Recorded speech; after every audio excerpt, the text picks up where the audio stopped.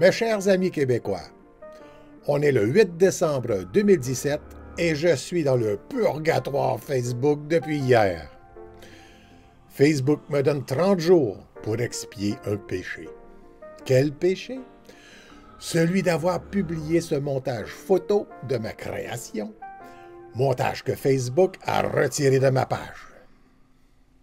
C'est une capture d'écran de l'entête d'un article du Journal de Montréal qui cite Kathleen Whale.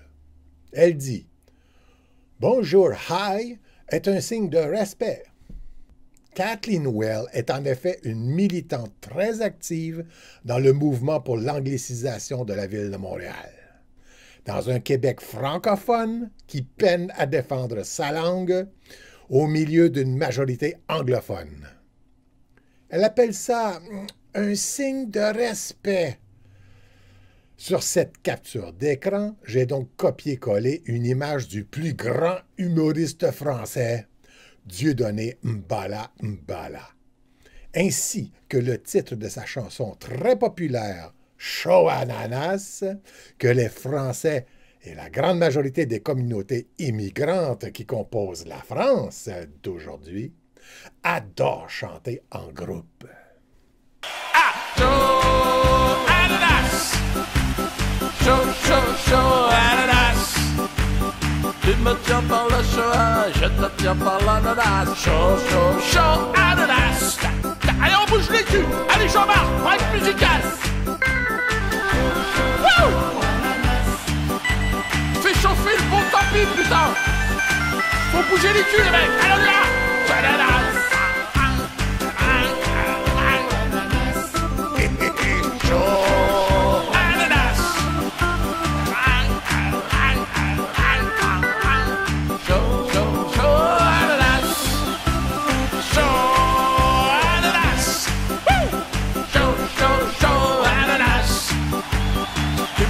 Par la joie, je te tiens par l'ananas. Chaud, chaud, chaud, ananas.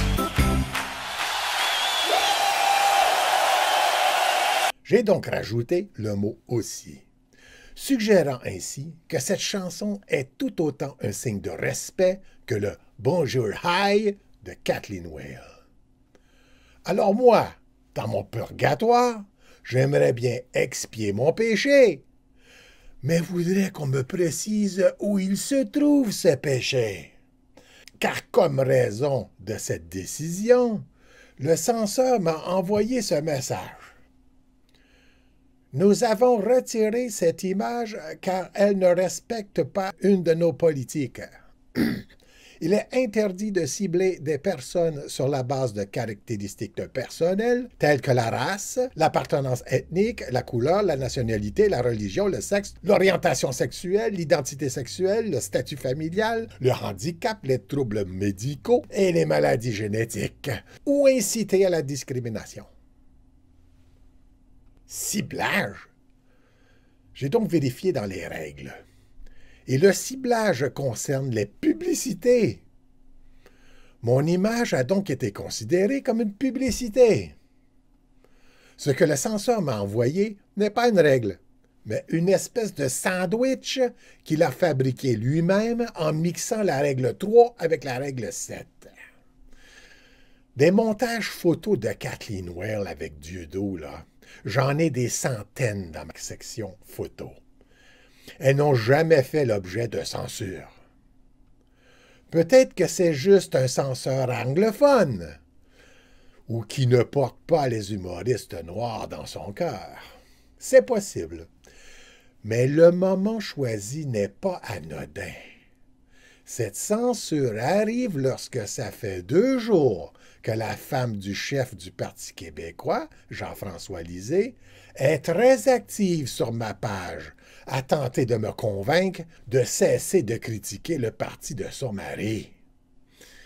Ce sont pas moins d'une centaine de messages que la femme de Jean-François Lisée a laissés sur ma page en 2 jours seulement. Puis certains de mes amis ont publié une photo montrant ce couple en train de pactiser avec des communautés religieuses dans le dos des Québécois, auxquels ils promettent une charte de laïcité Quelle contradiction! L'une de ces communautés est la communauté religieuse juive séfarade, dont fait partie Evelyn Abitbol, qui fut nommée responsable des communautés immigrantes par Jean-François Lisée lui-même.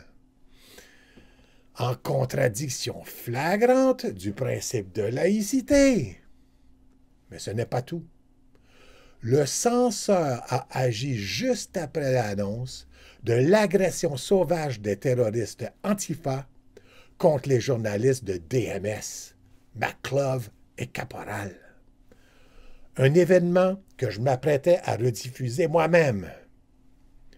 Rappelons pour ceux qui ne le savent pas encore, ces deux braves journalistes sont ceux qui ont dévoilé que les terroristes Antifa sont recrutés, endoctrinés et financés au sein de l'Université Concordia. Or, voici ce qu'on peut lire lorsqu'on fait une recherche sur la juive séfarade péquiste Evelyn Abitbol, directrice des relations gouvernementales et affaires publiques à l'Université Concordia à Montréal. Il ne doit pas manquer de censeurs séfarades chez Facebook, hein? Alors au couple Lisée, je dis, PQ, dans le cul. Alors, chers amis québécois, je profite donc de ce temps libre pour terminer mes vidéos en production. Puisque nous approchons de Noël, c'est ma vidéo Le Crucifix 2 que je vais publier entre le 20 et le 25 décembre. Dans le Crucifix 1, on a vu le symbole juridique du crucifix. Dans le Crucifix 2, qui est plus d'une heure, nous verrons le symbole religieux du crucifix. Pas celui de l'Église catholique, là. Pas celui des églises chrétiennes, là, ni d'aucune autre église. Son véritable symbolisme religieux. Il sera dévoilé pour la première fois. On se revoit sur Facebook autour du 7 janvier. Peut-être. Que Dieu garde la nation québécoise.